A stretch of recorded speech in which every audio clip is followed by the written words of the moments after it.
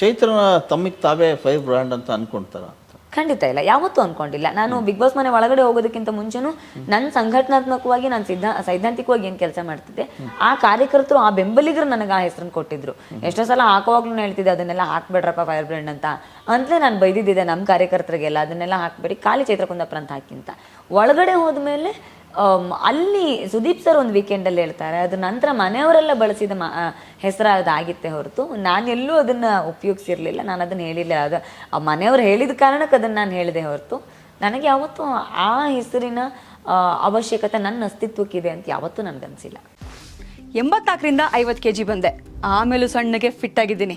ಅದಕ್ಕೆ ನಾನು ಯೂಸ್ ಮಾಡ್ತಾ ಇರೋದು ಜೀನಿ ಸ್ಲಿಮ್. ಸಣ್ಣ ಆಗೋಕ್ಕೆ ಜೀನಿ ಸ್ಲಿಮ್ ಯೂಸ್ ಮಾಡಿದೆ, ಹೆಲ್ದಿನೂ ಅದೇ. ನೀವು ಸಣ್ಣ ಆಗಬೇಕಾ, ಹೆಲ್ದಿ ಆಗಬೇಕಾ, ಹಾಗಿದ್ರೆ ಜೀನಿ ಸ್ಲಿಮ್ ಯೂಸ್ ಮಾಡಿ.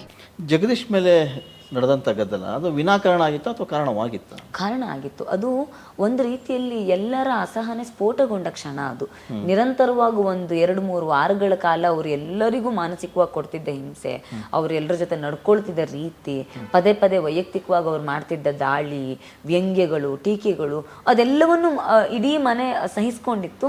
ಒಂದು ಕ್ಷಣ ಒಂದು ತುರ್ತು ಸಂದರ್ಭವನ್ನು ಉಪಯೋಗಿಸ್ಕೊಂಡು ಅದೆಲ್ಲೋ ಒಂದು ಕಡೆ ಸ್ಫೋಟ ಆಯಿತು ಅಂತ ಅನ್ಸುತ್ತೆ. ಅದು ಉದ್ದೇಶಪೂರ್ವಕ ಆಗಿರಲಿಲ್ಲ, ಅದು ಜಗದೀಶ್ ಅವರೇ ಎಲ್ಲರನ್ನು ಸ್ಫೋಟ ಆಗುವಾಗ ಮಾಡಿದ್ರು ಅಂತ ಅನ್ಸುತ್ತೆ. ಜಗದೀಶ್ ರೀಪ್ಲೇಸ್ಮೆಂಟ್ ರಜತ್ ಅಂತ ಹೇಳ್ಬೋದಾ? ಖಂಡಿತ ಇಲ್ಲ ಅನ್ಕೊಳ್ತೇನೆ. ಜಗದೀಶ್ ಅವ್ರು ಮಾಡಿದ್ದು ಎಲ್ಲವೂ ಕೂಡ ಕಂಟೆಂಟ್ಗೆ ಆಗ್ತಿತ್ತು. ಅವ್ರ ಜಗಳವನ್ನು ಕೂಡ ಕಂಟೆಂಟ್ಗೋಸ್ಕರ ಮಾಡೋರು, ಏನು ಬೆಳಗ್ಗೆ ಇದ್ದರೆ ಸರಿಯಾಗಿ ಕೂಡ ಕಂಟೆಂಟ್ಗೋಸ್ಕರ ಮಾಡೋರು, ಡ್ಯಾನ್ಸ್ ಮಾಡುವಾಗಲೂ ಎಲ್ಲವನ್ನೂ ಹೇಳಿ ಮಾಡ್ತಿದ್ರು ಇದು ಕಂಟೆಂಟ್ಗೋಸ್ಕರನೇ ಅಂತ.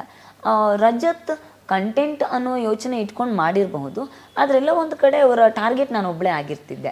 ಸೊ ಜಗದೀಶ್ ಸರ್ ಹಾಗೆ ಯಾರೋ ಒಬ್ಬರನ್ನ ಟಾರ್ಗೆಟ್ ಮಾಡ್ತಿರಲಿಲ್ಲ, ಎಲ್ಲರನ್ನೂ ಟಾರ್ಗೆಟ್ ಮಾಡ್ತಿದ್ರು. ಜಾಸ್ತಿ ನನ್ನನ್ನೇ ಟಾರ್ಗೆಟ್ ಮಾಡಿದ್ರು ಕೂಡ ಎಲ್ಲರ ಜೊತೆ ಇರ್ತಿದ್ರು. ಬಟ್ ರಜತ್ ಬಹುಶಃ ಯಾವ ಯೋಚನೆಯಲ್ಲಿ ಇಟ್ಕೊಂಡು ಮಾಡಿದ್ರು ಅನ್ನೋದು ನಂಗೆ ಗೊತ್ತಿಲ್ಲ. ಆದರೆ ನಾನು ಒಬ್ಬಳ ಮೇಲೆ ಟಾರ್ಗೆಟ್ ಮಾಡಿದ್ರಿಂದ ಅವ್ರಿಗೆ ರಿಪ್ಲೇಸ್ಮೆಂಟು ಅಂತ ನಂಗೆ ಯಾವತ್ತೂ ಅನಿಸಲ್ಲ. ರಜತ್ ಬಿಗ್ ಬಾಸ್ ಮನೆಯಲ್ಲಿ ಇದ್ದಾಗ ಚೈತ್ರ ಅವರಿಗೆ ಮೈನಸ್ ಅಂಶ ಅನ್ನೋದು ಯಾವುದು ನಿಮ್ಮ ಪ್ರಕಾರ? ಈ ಫಿಸಿಕಲ್ ಟಾಸ್ಕ್ಗಳನ್ನು ಆಡುವ ಸಂದರ್ಭ ಬಂದಾಗ ನನ್ನ ಆಟಗಳನ್ನು ನಾನು ತಂಡಕ್ಕೋಸ್ಕರ ಬಿಟ್ಕೊಡ್ತಾ ಇದ್ದೆ. ತಂಡದವ್ರು ಹೇಳಿದಾಗ ಆಯ್ತು ಸರಿ ಉಸ್ತುವಾರಿ ಮಾಡೋಣ, ಎಲ್ಲಿ ಯಾಕೆ ಸುಮ್ಮನೆ ತಂಡಕ್ಕೋಸ್ಕರ ಆಟ ಬಿಟ್ಕೊಡೋಣ ಅನ್ನೋ ವಿಚಾರದಲ್ಲಿ ಬೇರೆದಕ್ಕೆಲ್ಲ ನಾನು ನನಗೋಸ್ಕರ ಸ್ಟ್ಯಾಂಡ್ ತಗೊಳ್ತಾ ಇದ್ದೆ. ನಾನು ಆಟ ಅಂತ ಬಂದಾಗ ನನ್ನ ಆಟವನ್ನು ನಾನು ಬಿಟ್ಕೊಡ್ಬಾರ್ದಾಗಿತ್ತು ತುಂಬ ಜನರಿಗೆ ಅಂತ ಅನಿಸಿದ್ದೆ. ಆ ಕಾರಣಕ್ಕೆ ನನ್ನ ಮೇಲೆ ಎಲ್ಲರೂ ಟಾರ್ಗೆಟ್ ಮಾಡ್ತಿದ್ರು, ಫಿಸಿಕಲ್ ಟಾಸ್ಕ್ ಆಡಲ್ಲ ಅನ್ನೋ ಕಾರಣ. ಸೊ ಅದೆಲ್ಲ ಒಂದು ಕಡೆ ಮೈನಸ್ ಆಗಿರ್ಬೇಕು. 84ರಿಂದ 50 kg ಬಂದೆ, ಆಮೇಲೂ ಸಣ್ಣಗೆ ಫಿಟ್ ಆಗಿದ್ದೀನಿ. ಅದಕ್ಕೆ ನಾನು ಯೂಸ್ ಮಾಡ್ತಾ ಇರೋದು ಜೀನಿ ಸ್ಲಿಮ್. ಸಣ್ಣ ಆಗೋಕ್ಕೆ ಜೀನಿ ಸ್ಲಿಮ್ ಯೂಸ್ ಮಾಡಿದೆ, ಹೆಲ್ದಿನೂ ಅದೇ. ನೀವು ಸಣ್ಣ ಆಗಬೇಕಾ, ಹೆಲ್ದಿ ಆಗಬೇಕಾ, ಹಾಗಿದ್ರೆ ಜೀನಿ ಸ್ಲಿಮ್ ಯೂಸ್ ಮಾಡಿ.